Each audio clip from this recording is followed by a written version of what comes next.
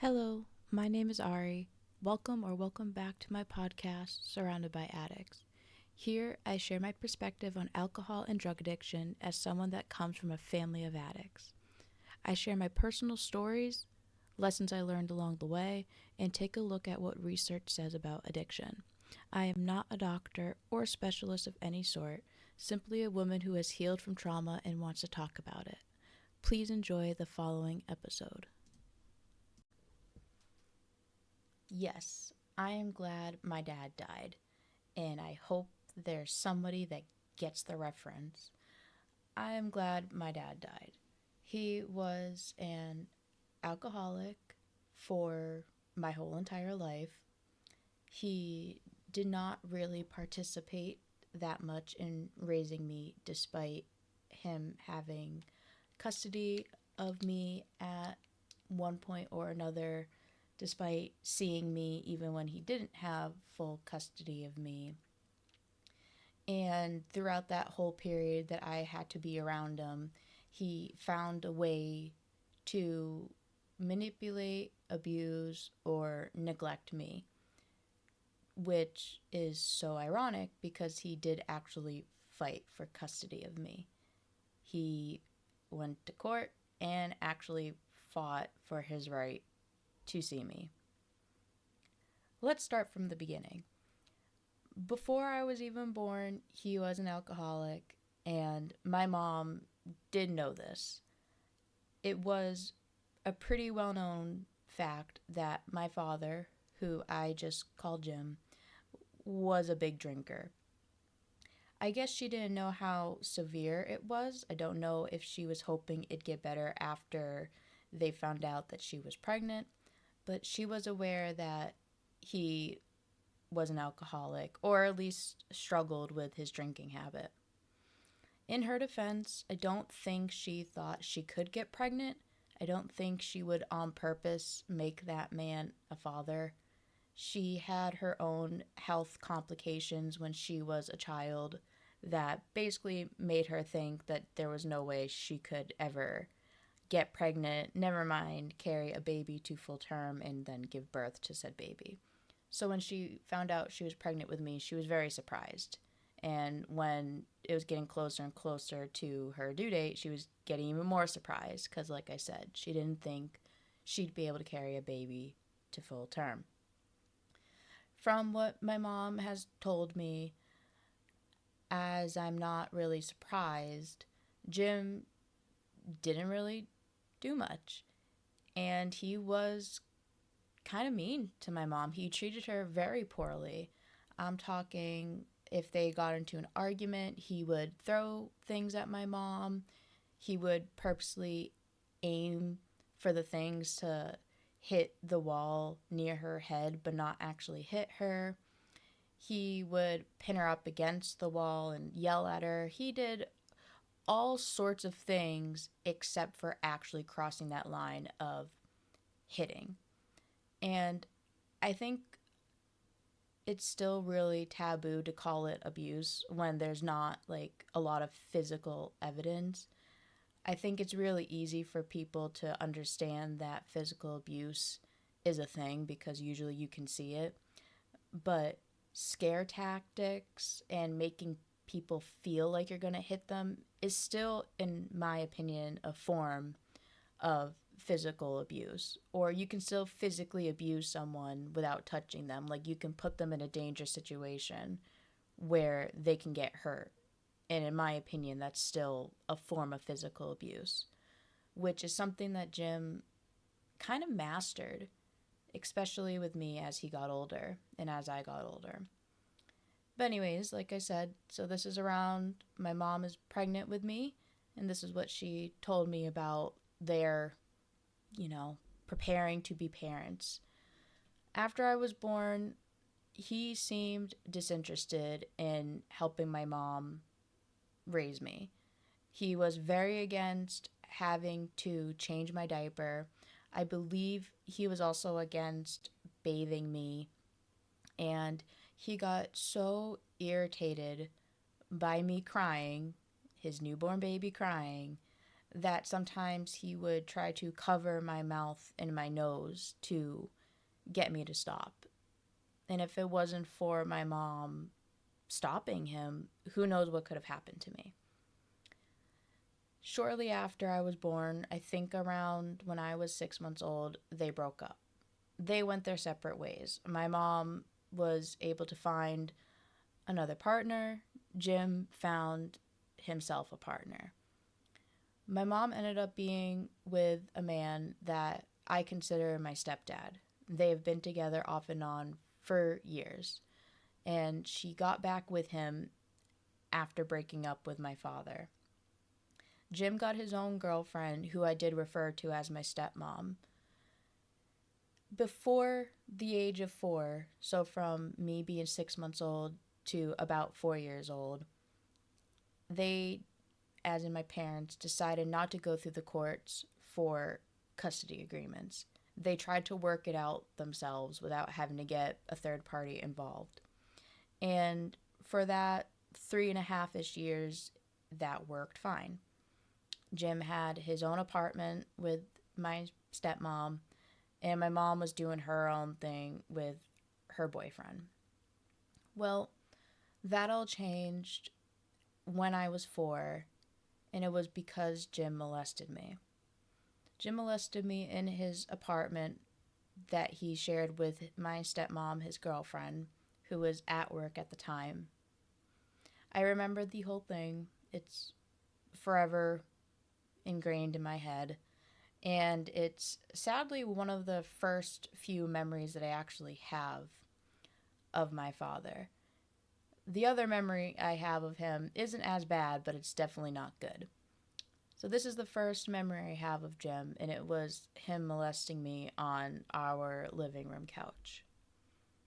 I won't go into detail about what he actually did. You can guess or use your imagination for that. I do remember, and I will say, how he looked after he was done. He looked robotic, lacked any form of emotion on his face. He looked like he was hypnotized. He did not look like he was there. Like there was no person behind his eyes. And after he was done, he acted as if everything was normal. He didn't say a word to me. He didn't make eye contact with me. He just went about whatever he was going to do. I remember him walking into the kitchen and just rummaging around the kitchen for a little bit while I stayed frozen on the couch. I was, of course, very scared. I didn't really put up much of a fight. I didn't really scream. I was just frozen in fear. To the point where even when he was off of me and he went into the kitchen, I still was just frozen on the couch, just staring at him kind of blankly. I don't remember any sound. Like, I can remember him opening up the fridge, and I can remember him, like, leaning on the counter and, like, grabbing a glass. But I can't hear any of the little rings and tings that you make when you're in a kitchen.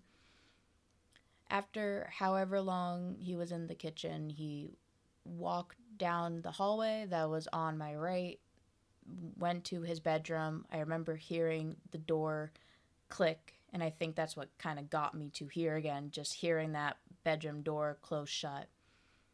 And the next thing I remember is talking to my mom about what happened. I was told that my Nana, actually, my mom's mother, called Jim to check in on me, and when I answered, that's when I told my Nana what happened. And then from there, my Nana called my mom, and then my mom came to pick me up.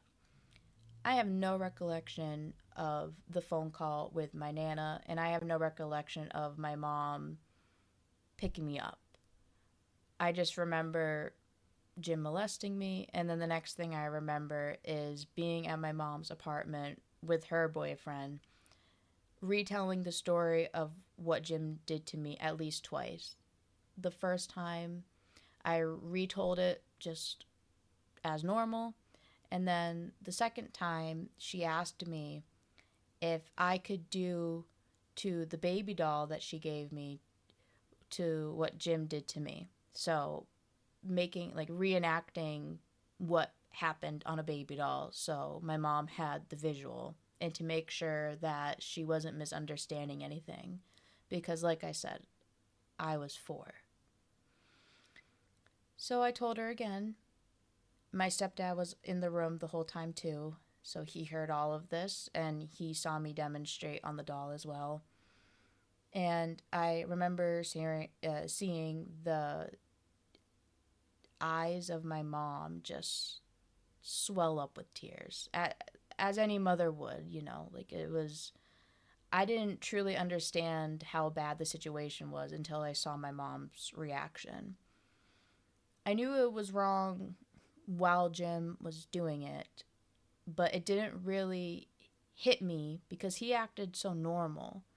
He didn't act the way that I thought he would after that. It wasn't until I saw my mom's reaction where I truly understood the gravity of the situation.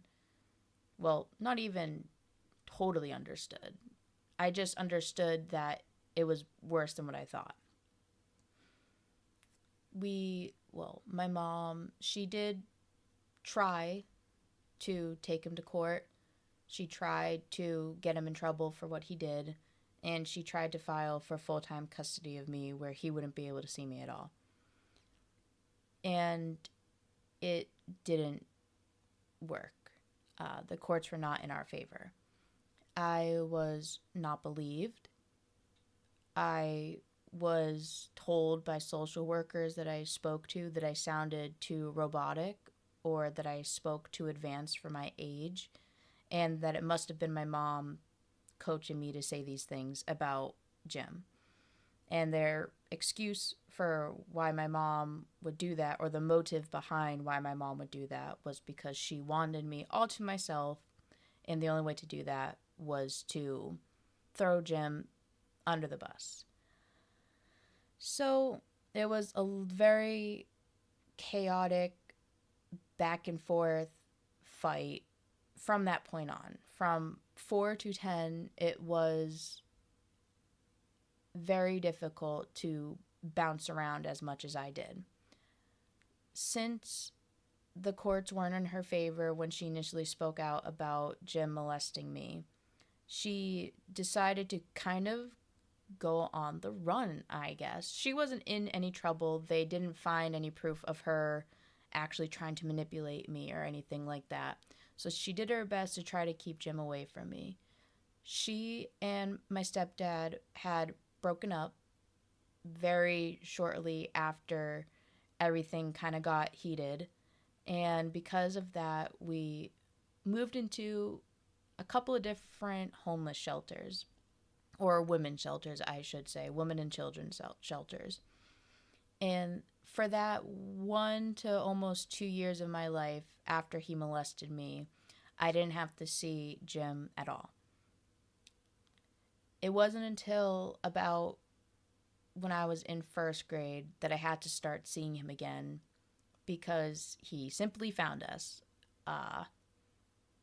Even though we were at a domestic shelter that was not supposed to, let anybody know who you were, the whole point was to stay hidden, there was a lady that lived at the shelter that we lived, and she recognized my mom, and she recognized me, and she told Jim's family where we were.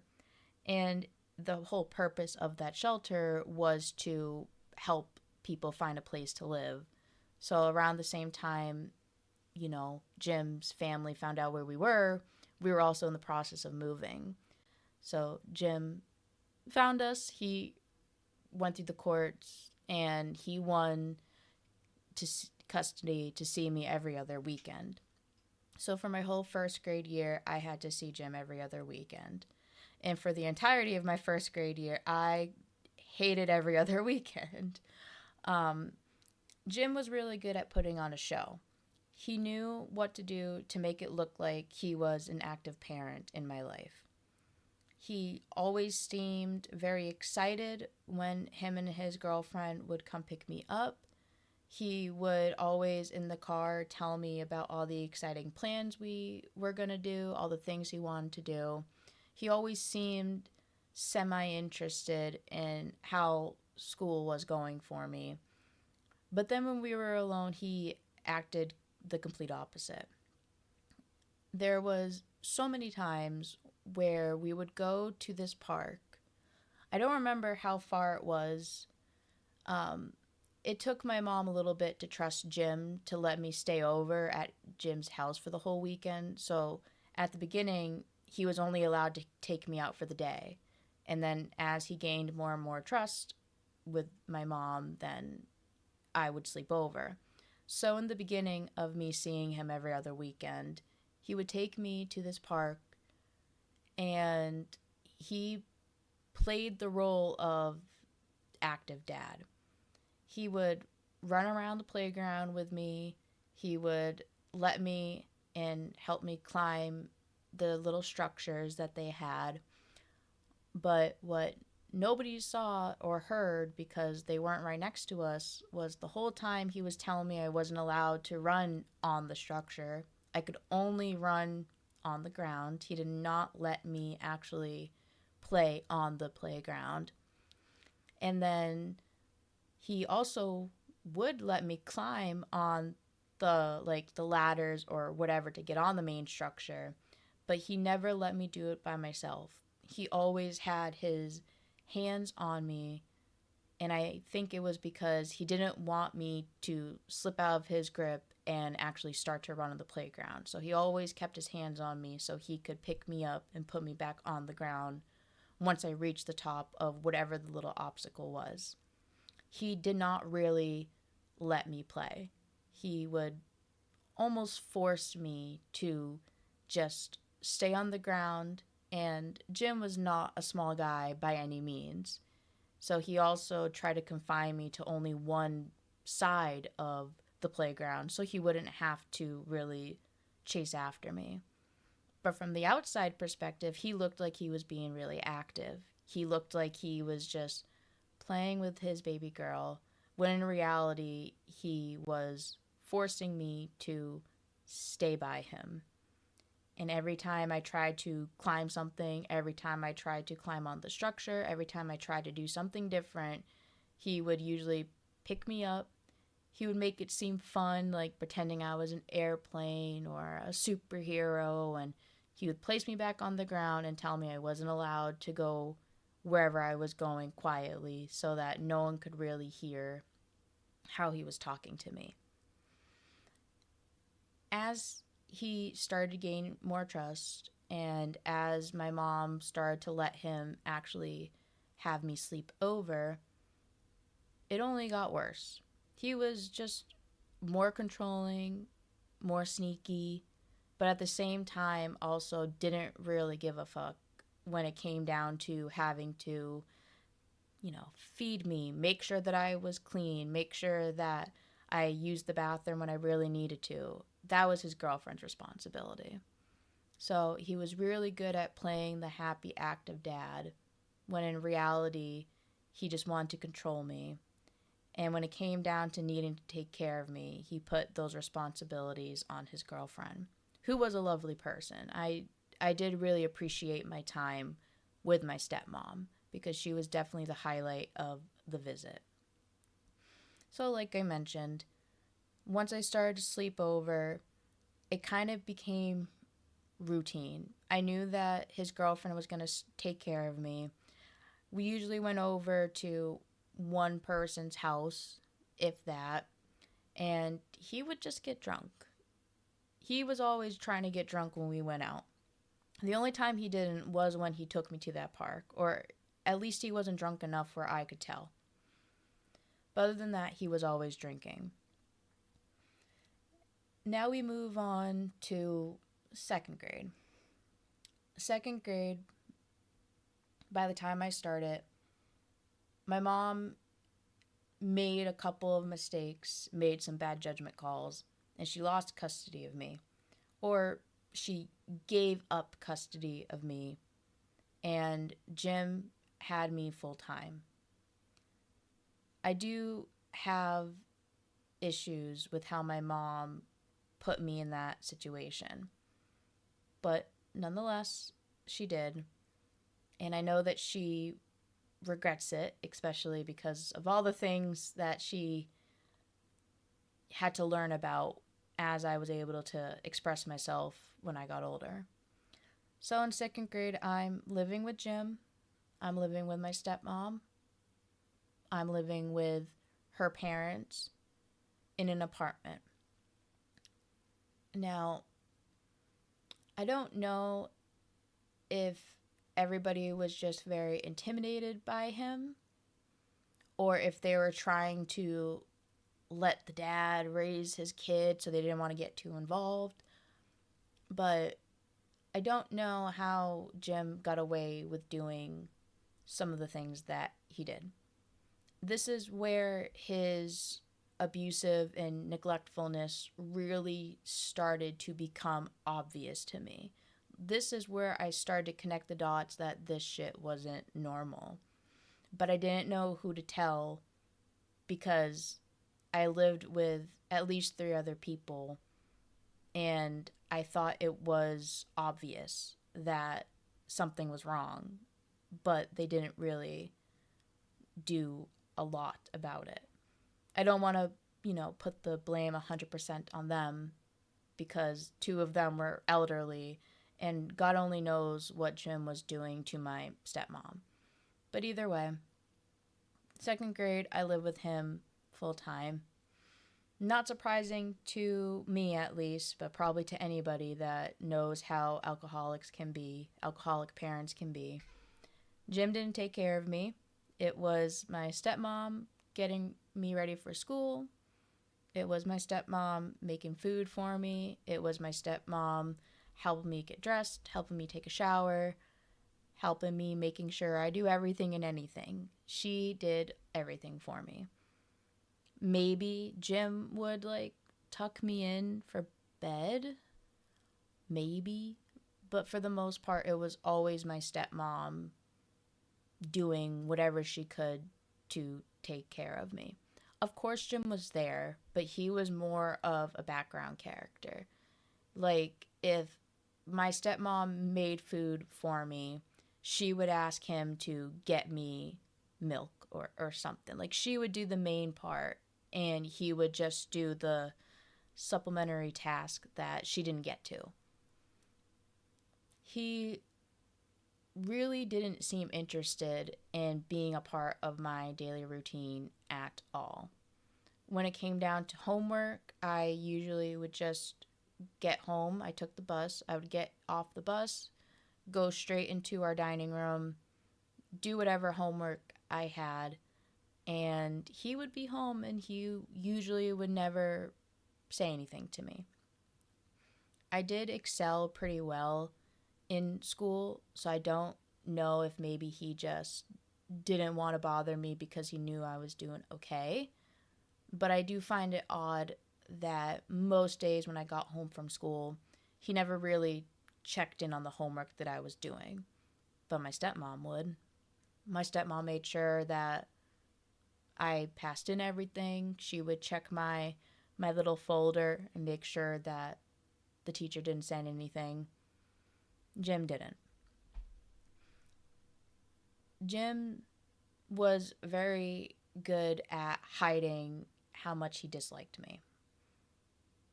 What he loved to do was I wasn't allowed to leave the dinner table until I ate everything on my plate.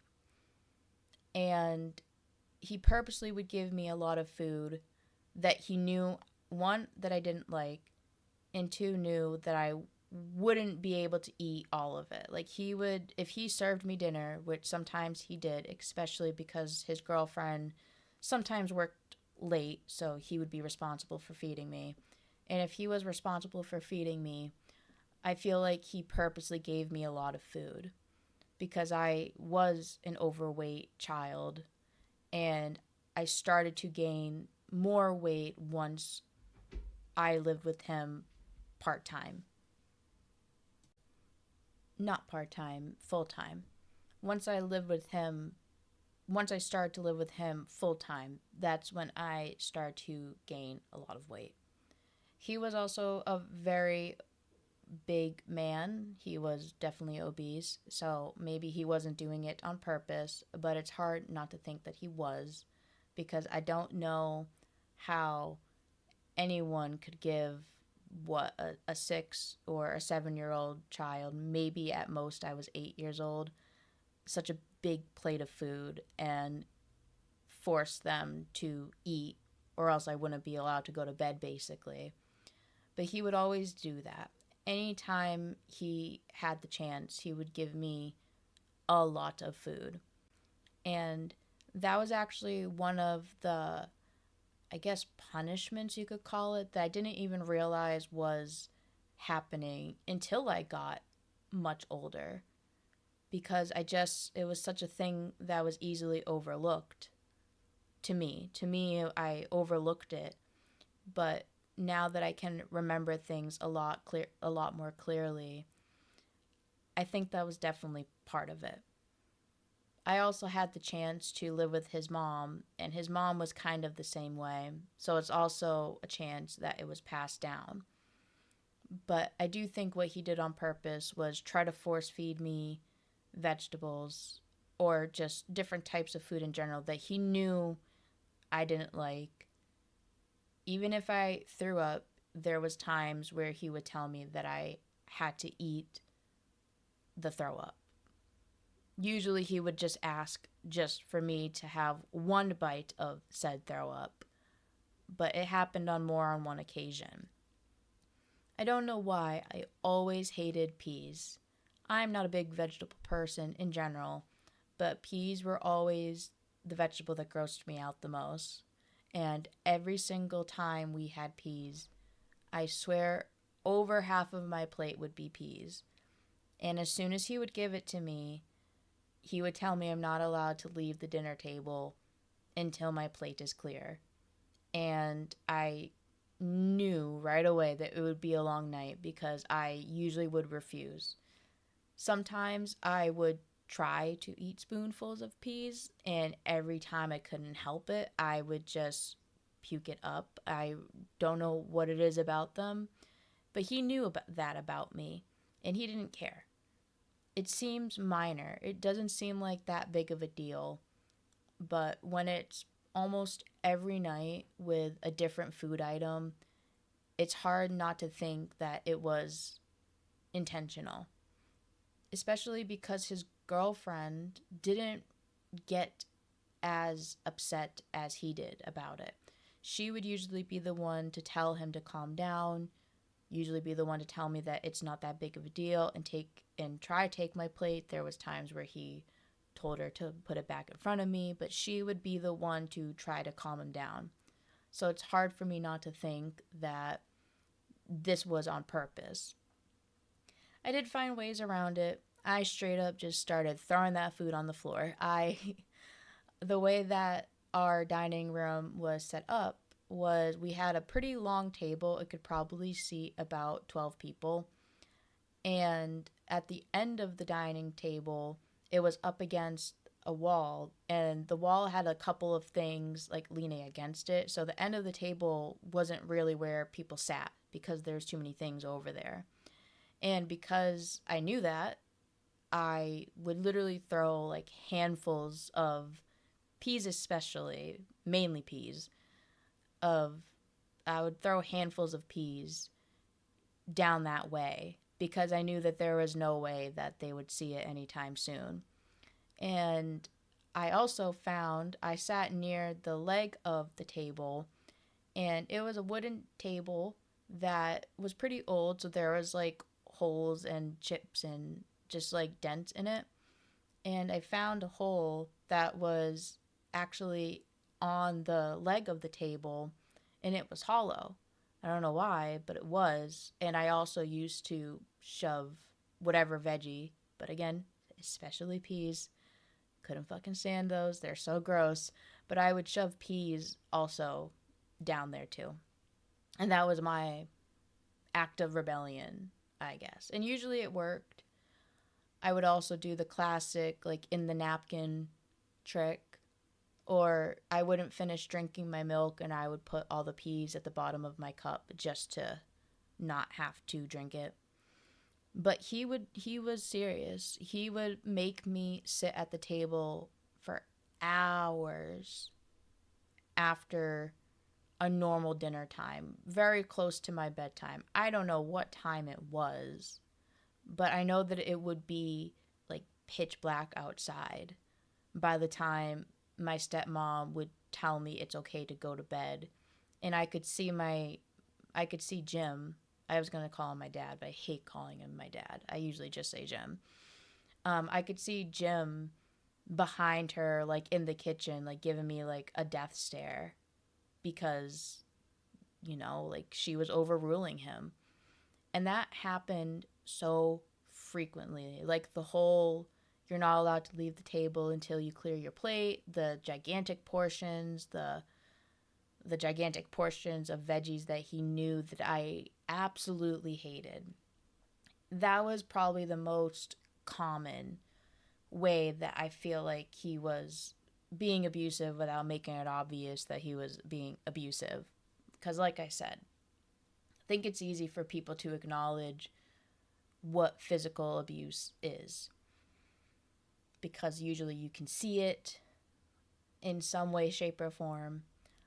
But I feel like emotional and like mental abuse can kind of go overlooked, especially when it comes down to doing it to a kid, because kids are even more vulnerable to it because they don't know how to explain it.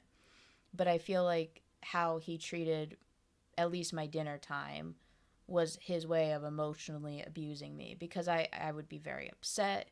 I'd be miserable. I wasn't allowed to do anything after I got out of school, or I would have maybe 1 hour, 2 hours before dinner, and then for the rest of the night I was just trapped at the dinner table. But I adapted. Like I said, I was a pro at flinging food where it could not be found. At least it couldn't be found for long enough where I could get away with it. Um, but that, like I said, that was one way, and that was probably his most common. Another thing that he did to me only a handful of times that I can remember, but the first time definitely happened when I was in second grade because I remember just seeing our apartment from the outside when this happened. It snowed, so obviously it's very cold out. Don't remember if it was during my Christmas break, if it was just during a weekend. I don't remember when it was. I just know that it snowed a lot. And he made me like a mini snow mountain that I could sled down. I know his girlfriend was working because I remember not seeing her truck. And Jim only worked part time, but he didn't drive or didn't have his own car at least. And so his girlfriend drove him to work. So this day he was at home, and I remember him snow plowing the driveway. And like I said, he created a little hill for me to sled down. I remember he seemed so excited that he made it for me. It was really short for him, so he basically just watched me go down it a couple of times. I was all bundled up in snow gear, and I was having a decently fun time. Well, after a little bit of him snow plowing, he eventually went inside, and I was just chilling outside. I was in the backyard, and it was pretty common, or common enough for us, where I would just play outside by myself. There wasn't another kid that lived in the apartment above, but we had a decent backyard, so it wasn't abnormal for him to leave me outside. I don't know how much time passed, but I remember feeling cold and I was sledding so much, playing in the snow, just being a kid. And I should mention before I continue that I wasn't really allowed to go into the apartment through the front door because the front door, was close to the street. And Jim kind of worded it to me as he didn't want somebody to see me in the front yard and take me. And because we did live in an area where there was coyotes, he didn't want the coyotes to see me and, eat me. So I was told to never go to the front yard by myself. So keep that in mind as I tell what I'm going to tell you. So I go to the door, the side door, which I can see. I'm in view of the side door the whole time, and the side door led into our living room. And next to the living room was our kitchen, and you went further down, and it was Jim's bedroom, Jim and my stepmom's bedroom. So he was close to the front of the house where his bedroom was. But there's a bunch of windows all around the apartment. So I go to the door and I open up the screen door and I go to open the main door and it's locked. I remember trying the knob again. I remember taking off my mitten or my glove, whatever I had on, and it was locked. Couldn't get in. So I started banging on the door and waiting. Like, I step back. No one comes to the door. I do it again. I knock. I try to wiggle the doorknob. I try to kind of shoulder it like a baby shoulder because I'm like 7 years old. It doesn't open. I can't remember for certain, but I swear to God, I did see Jim's face at one of the kitchen windows. It would have been where I saw him move away from the window because I don't have a clear image in my head of what his facial expression looked like, but I swear to God I did see him at the kitchen window. But I kept knocking and no one came to the door. I don't remember if my stepmom's father was home. Even if he was very super morbidly obese, like almost couch bound. And it would have been easy for my father to scare him, intimidate him, hurt him, etc. So I don't remember if that guy, my stepmom's father, I don't remember if he was home or not. But I'm locked outside. And I just remember kind of I wasn't in full on tears, but I remember feeling a tear run down my face as I realized that he wasn't going to let me in. And I know that he was in the house. I have no idea how long I was locked outside for, but I straight up just didn't know what to do. So I just sat on our little stoop and I just waited. I remember my stepmom and her mother, because they worked at the same spot. They worked at a hospital, I believe. I don't remember if they worked at the hospital together. I'm pretty sure they did. But anyways, they both come home at the same time and they see me. I'm red in the face. I was told that my lips were blue and I was definitely crying by them because they saw the tears in my eyes. And they immediately rush and they're asking me what's wrong. And when my stepmom gets to the door and she goes to open it, she realizes what I was so upset about. She unlocks the door. I'm finally let in the house. And immediately my stepmom's mother takes off all my wet clothing. She wraps me in a million blankets. She runs to the kitchen and make me hot chocolate. And my stepmom just heads for her bedroom, closes the door, and the yelling ensues. From what I can remember hearing, I'm assuming he passed out drunk and forgot about me. Or it was his sick way of getting rid of me for a little bit so he could get shit-faced. Either way, I'm pretty sure, and it's most likely he got fucking drunk. And he locked me outside. I think to avoid possible police involvement, they didn't bring me to the hospital and they were just hoping I was going to be okay. I remember my stepmom and her mother both like not wanting me to go to my room because they wanted to keep an eye on me because I was really cold. Like to the touch, I was shivering. They made sure that I took a warm shower once I got a little bit warmer to the touch. They did their best to keep me warm and to make sure that I was okay. I'm assuming that they really just didn't want to have to bring me to the hospital and explain why I was so cold, because obviously they would have had to put the blame on somebody. And this was not the last time that Jim locked me outside. He did it in different ways. He did it different times of year. But this is not the last time that he locked me outside. He did it again at one point that I'll kind of go into detail about later, because the second time or the third time, I don't remember how many times it was more extreme than this.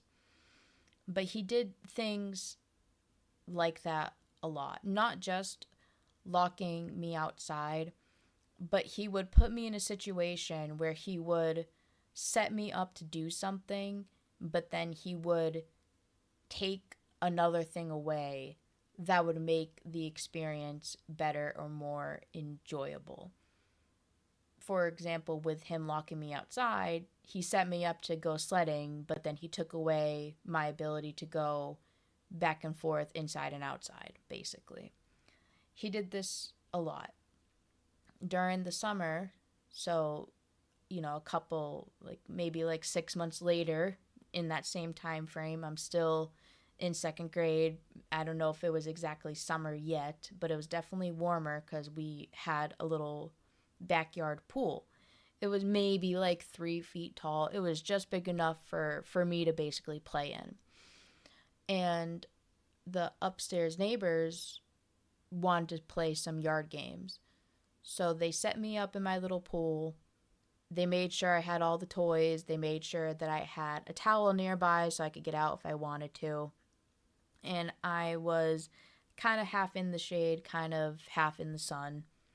And I was just playing as they were playing their yard games, as the adults were playing their yard games. Of course, they were getting drunk. And I think that's how he got away with it, because they were all drinking. But without me even really noticing, he took away my towel.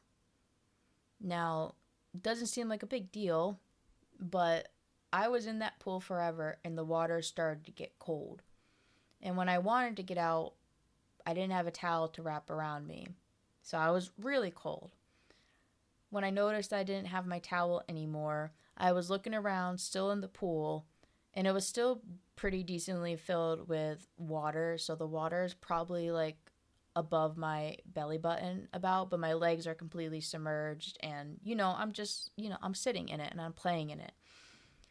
Couldn't find my towel, and I tried to get one of the adults' attention, and they can't really hear me because where my little pool was almost on the other side of the yard.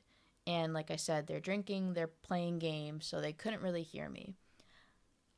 I also noticed that some of the toys that I wanted to play with were also not anywhere near me like I thought they were. So I had to get out of the pool, freezing, run to get my toys, and then jump back in the pool. When I wanted to get out of the pool for a longer period of time, I remember trying to go inside, and as I was opening the door, I was told I couldn't go inside because I was dripping, soaking wet, and Jim didn't want me to get the floors all soaked. And I asked him about, can I get a towel? And he said, no, I can just air dry. Again, it doesn't seem probably like a big deal, but looking back at everything that he did, how am I not supposed to think he was just doing that so he could see me suffer without making it obvious that that's what he wanted. And it's things like that that, again, are so easy to overlook when it comes to abusing a child. Like, I still consider that like a minor form of physical abuse because I was physically so cold. And of course, when he locked me outside during the winter, like that has to be a form of physical abuse because I was freezing. I was cold to the touch. Like, I was a different color from how cold I was. So he wouldn't let me go inside because I was soaking wet. So I was forced to air dry in my bathing suit around a bunch of grown ass people that were drunk. Granted, two of them I did live with, but the other two I didn't. So it was still very uncomfortable, especially because I was a bigger kid and it was obvious that I was bigger. So I did feel self conscious, even though I was very small. But I also could see that they had all their clothes on. They were fully covered, and I was the only one that was in a little bathing suit. Not like a bikini or anything. I always had like one pieces, but I still felt insecure. To whatever extent I could feel insecure about myself, I felt it. But little things like that he would do frequently. He would sometimes, it had to have been him, he would sometimes take the batteries out of my Wii remote without like telling me. So when I went to go play my Wii in my room, I wouldn't be able to. And I would just kind of have to deal with the fact that I didn't know when they were coming back because he would randomly put them back in the Wii remote. I don't picture anybody else doing that to me. So I have no evidence that Jim did that, but pretty obvious that it is, in my opinion. He would also, like, I loved chocolate milk as a kid, especially around that time. And I feel like he would purposely make it gross so that I wouldn't enjoy it because we would just follow the Nesquik instructions, and my stepmom always made it perfectly, and anytime he made it, it was just so gross. I don't know how you fuck it up because it's just milk and the chocolate powder, but he somehow made it taste horrible. For all I know, he was adding like salt or something to it, but it was just little things that I noticed when I was a kid, but I didn't really realize how consistent it was until I had the hindsight of being able to look back at it. Well, by the end of my second grade year, him and his girlfriend break up. So we move in with his mom. So now it's the beginning of my third grade year. Once again at a different school, different town, different house. And this house included Jim, my grandmother, my aunt, my uncle, whoever my uncle was dating at the time, and then whoever my aunt was dating at the time, because my aunt and my uncle were both in their early 20s at this period of time, and Jim, for reference, was like mid 30s. So now I'm living here. It was chaotic right away because his younger brother, so my uncle, who I call my drunkle because he's also an alcoholic and is always drunk. So my drunkle kind of encouraged Jim's drinking and vice versa. Both of them fed off of each other's problems. So I think my dad, I think Jim kind of lost control when he moved back in with his mom because he had the safety blanket of being with his mom, and also he wasn't alone in his habits. My aunt was definitely a partier, but she did have life responsibilities that she did. So I don't classify my aunt as an alcoholic. She was just your typical party girl in her 20s. Nothing wrong with that, but she definitely, those were her drinking days. Those were her drinking days. Anyways, so we move in, and it seems like just right away Jim was just getting shit faced all the time. Like honestly, I he now, like I said, hindsight, I can definitely say that he was drunk most of the time. He got into a really bad accident once because he was drinking. He had a little moped scooter because he couldn't afford a car. And one day he came back home like really late. And it was because he was trying to pass a car on the right side while taking a right turn. That's what he told me. And the car clipped him. He got fucked up and just drove home.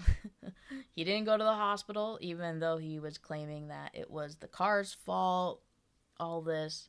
I remember him coming home at least past like 5:30 because this was maybe September-ish, October-ish, and it was dark out. Like pitch almost pitch black out. So maybe it was even later. Maybe it was like 6:30, 7:30. I don't know. It was one of, the sun is already setting around this time. And he must have been drunk. He was definitely drunk because he had maybe like a 1 inch diameter hole in his foot, and he was just walking on his foot like it was nothing. I remember seeing like the whole anatomy of his foot because it was just such a big ass open deep wound, and he was acting like it was nothing. And that motherfucker asked me to help him put band-aids on it. I don't know why he thought little third grade me was gonna be able to do it properly, but I grabbed that first aid kit, and I practically filled his wound with like that little antibacterial shit. Like I don't know if that was I supposed to do, but he wasn't stopping me. He was passed out for part of it, and I literally filled his whole fucking wound with antibacterial like ointment, and then I layered a million band-aids on it.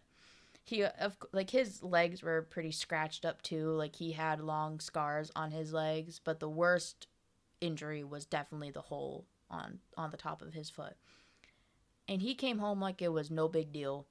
Like I said, he had me operate, quote unquote, on him, and all I did was just like waste a bunch of band-aids and a whole tube of ointment. It was so strange. I don't remember like what my grandmother's reaction was. I remember just him sitting on the single sofa and me sitting on the floor and just using all the band-aids I can. That was one instance. Um, I know that he broke my drunkle's ribs. They were drunk. Supposedly they were more like play fighting. It wasn't meant to like get that serious. But my drunkle is kind of the opposite of Jim. Like Jim was very tall, very fat, and my uncle is average height, kind of skinny. So Jim basically bodied him, and my uncle like flew over a couch, and the way he landed, he broke his ribs.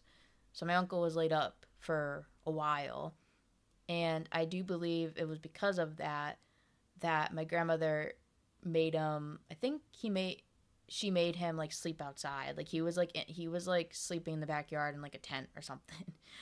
um, so that happened.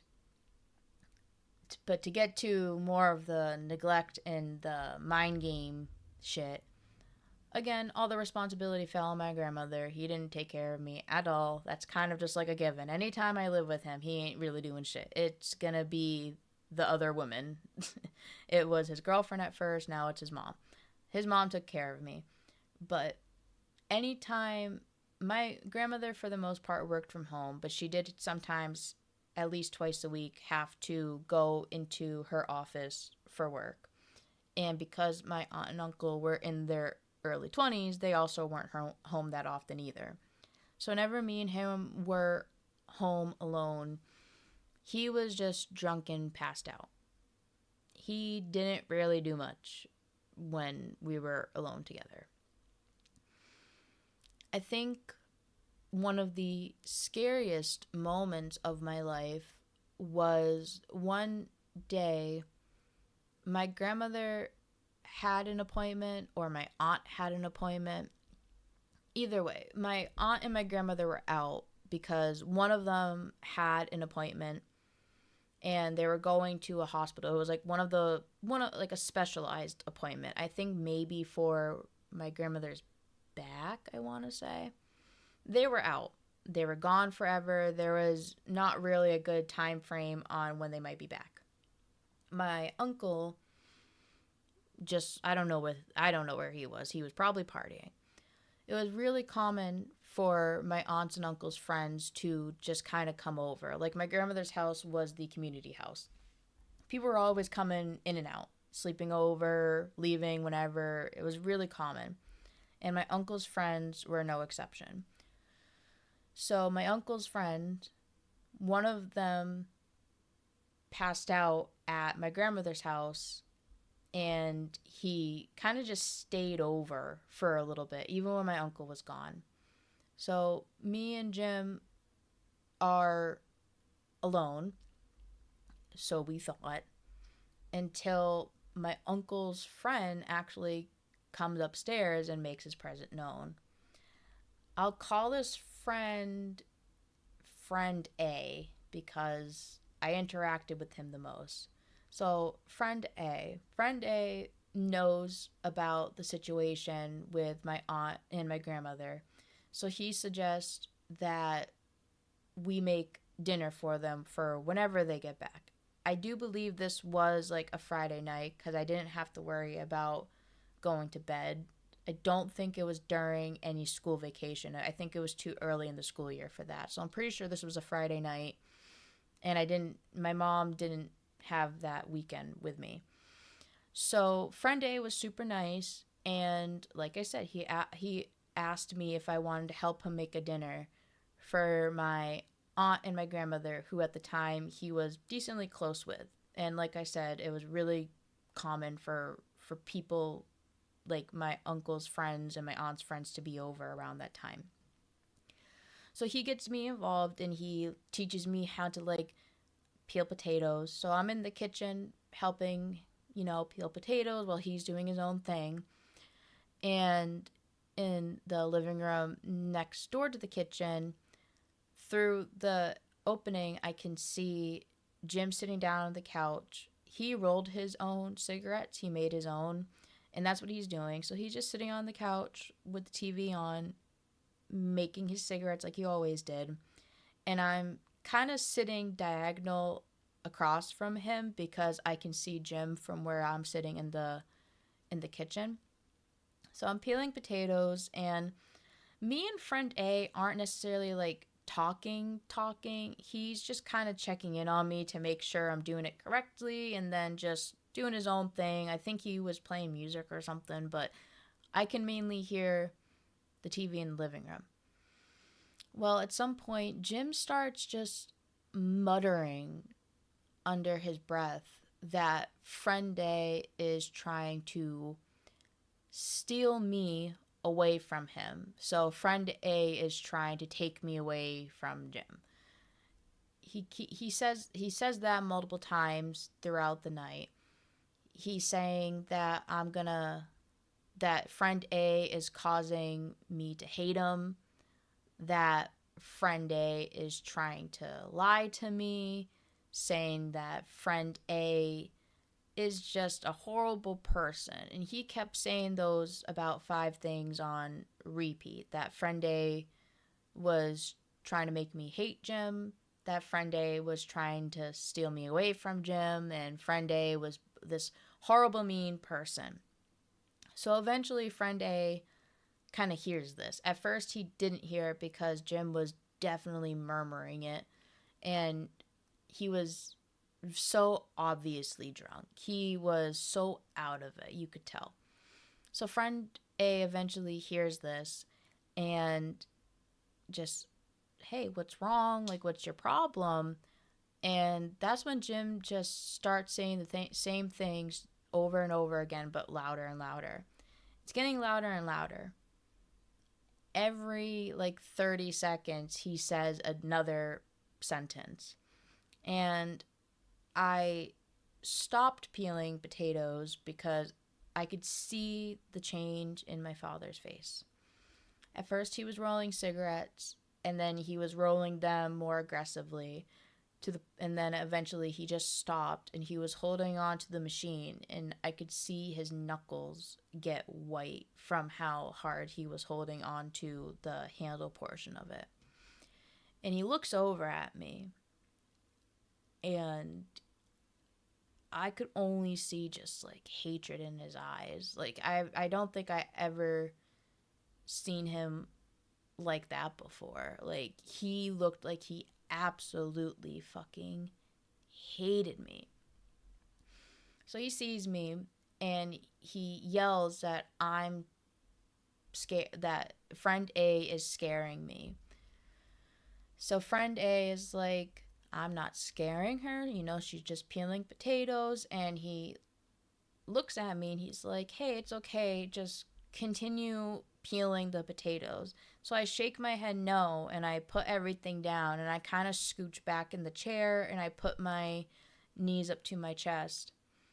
And they're kind of just talking more like yelling. They're just yelling at each other in different rooms for a little bit. I don't know how long that went on for, but I wish I could remember what exactly triggered it, or if it was just as random as I remember it. But all of a sudden, Jim is chasing friend A. And I'm not talking about like running. I'm talking about like pure charging at him. Like whatever was in his way was not going to be in his way anymore. Stampeding. Like the house was shaking from them two running. The way that my grandmother's house was, you could run through the living room, the kitchen, the dining room. You could run down a set of stairs that would lead to the front door of the house. And then once you get out to the front yard, if you ran to the right, then you took another right, you would be at the side gate of the house. And if you ran straight through the side gate, you could run up a flight of stairs and you would be at the side porch. And the side porch entered at the side of the living room. So you could make one full loop, basically running through the house, running through the side gate, running through the side yard, up the side porch. And that's exactly what they did. So I don't know how many laps they ran, but they were running around the house for quite a while, actually. And the whole time, Jim is just threatening to kill friend A, threatening to beat his ass, just threatening violence. So I eventually move out of the kitchen because where they were running was right in front of me. And I was very fucking scared that one of them was going to accidentally, or on Jim on purpose, run into me and land on me. So I ran into the living room. I don't know why I didn't run into my bedroom. I don't know. I probably should have. I think I would have been more scared if I couldn't see what was going on, because I would have just heard everything. Like, I don't know. I don't know why I didn't go to my room. I also liked the idea of the living room being like more open, so like it wasn't as bad, I guess. I don't know. But I went into the living room and I was sitting on the couch that was right near the side door. I don't really have a good explanation for why I sat so close to the door, except for just I could see who was running up the stairs. I was out of the line of running. I don't really know. Well, friend A was in a bit better shape than Jim. He was also, like a decade younger.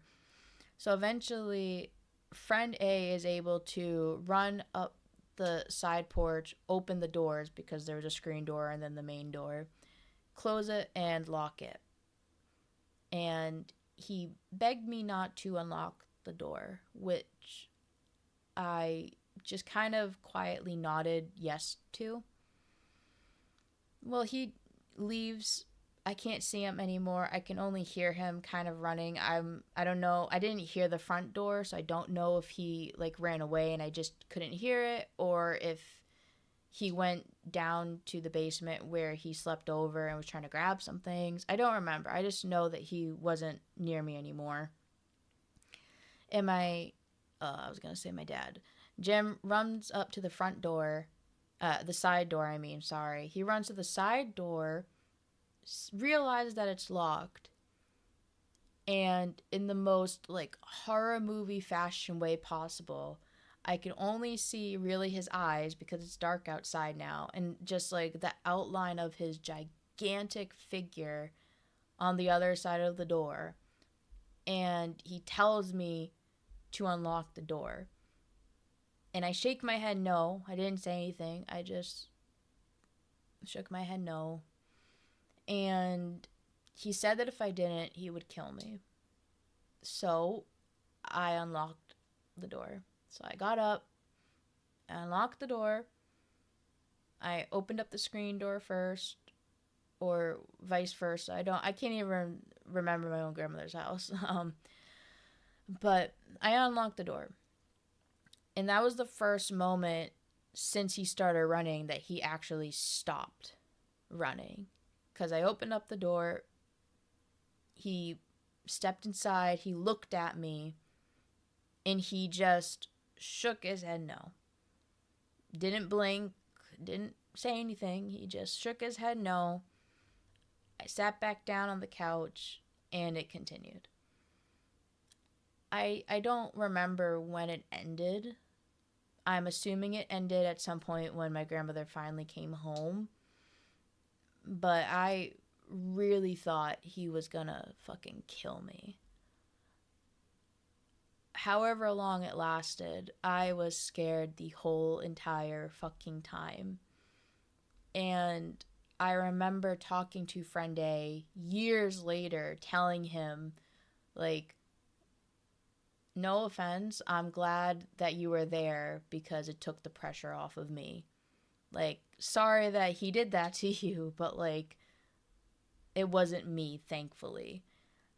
And I have no idea how Jim would have treated me if friend A wasn't there.